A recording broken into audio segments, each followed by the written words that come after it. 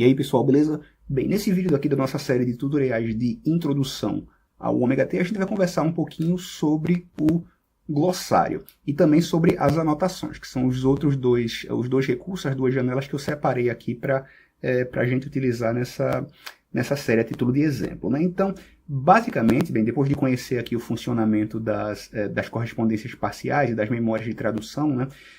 O glossário vai ser um registro relativamente parecido, vai funcionar de uma outra forma, na verdade. Ao invés de registrar frases automaticamente, ao invés de registrar segmentos automaticamente, a gente vai trabalhar com o registro de palavras ou de expressões que a gente quer deixar guardada ali. Então, por exemplo, supondo que eu queira registrar essa palavra daqui, eu queira registrar uma tradução específica para ela no glossário, então eu posso selecionar aqui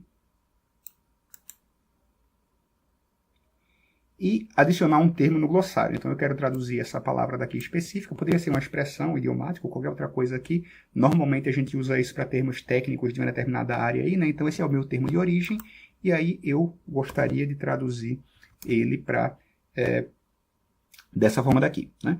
Então a gente clica em OK, e a gente vai ter uma tradução aqui registrada no glossário. E aí quando é que isso aparece, na verdade, né? Então, quando a gente navega aqui, vamos digitar o Ctrl N, que é o atalho para a gente se deslocar ao longo dos demais segmentos, né? E aí, quando a gente encontra um segmento que possui essa mesma palavra, a gente vai chegar em um logo agora, próximo no caso, né?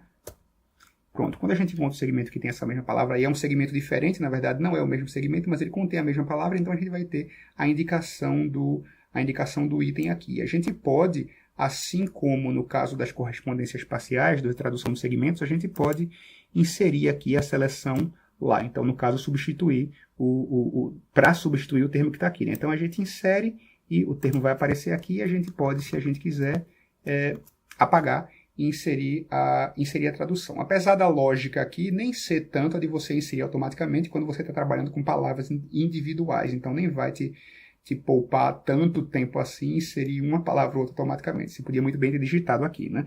Mas a lógica, na verdade, do glossário, deixa eu desfazer aqui o que a gente fez, a lógica disso aqui é, na verdade, registrar itens, registrar palavras ou expressões que são características de uma determinada área do conhecimento, normalmente termos técnicos que vão aparecer várias vezes em vários textos aí, e podem poupar um pouquinho do tempo da gente, na verdade. Então, da mesma forma que a gente tem aqui da mesma forma que a gente tem esse recurso do glossário, a gente vai ter aqui embaixo as anotações, que qualquer segmento aqui que a gente tiver, com o qual a gente estiver trabalhando, a gente pode inserir anotações a respeito dele. Então, vamos chegar aqui nesse segmento daqui, que foi o segmento do qual a gente tirou a palavra que a gente quis deixar registrada no glossário, né? Então, a gente pode inserir aqui uma anotação relativa a esse segmento. Normalmente, esse tipo de anotação a gente faz em relação a alguma escolha tradutória que a gente fez, ou alguma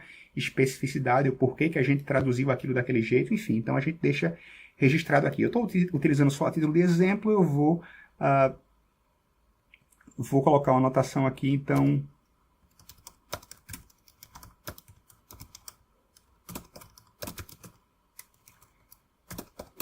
Pronto.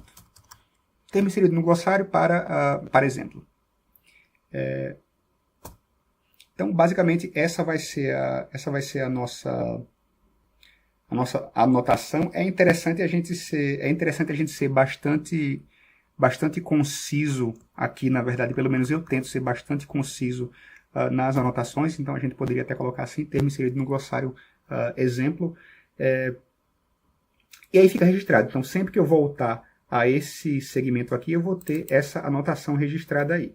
E aí, bastante curioso aqui, porque a gente percebe que isso ficou marcado numa cor diferente aqui, né? Justamente porque aqui na nossa exibição, a gente está ativado aqui para deixar marcados os segmentos com notas. Então, sempre que a gente passar nesse segmento aqui, que a gente ativar esse segmento, a gente vai ver a anotação disponível, e quando a gente tiver com outros segmentos ativados, ele vai ficar marcado porque tem uma anotação guardada nele. Nesse caso, a anotação foi só relativa ao glossário mesmo, na verdade. E para terminar, é interessante a gente levar em consideração aqui que o uso mais adequado do glossário, ele se dá justamente quando a gente está aproveitando termos que foram registrados em outros projetos da gente. Então, eu estou fazendo uma tradução de um texto de uma determinada área, tem muitos termos técnicos relativos àquilo ali. É interessante eu salvar esses termos no meu glossário, porque eu posso fazer uso desse glossário daí 1 ano depois ou 2 anos depois, quando por acaso eu vinha traduzir um outro texto daquela área dali que vai ter termos semelhantes, né? Então, é bastante útil para a gente nesse sentido. E essa ideia de fazer uso de glossários e de memórias de tradução e do conhecimento, né, das bases de dados obtidas em outros projetos vai ser justamente o assunto do nosso próximo vídeo.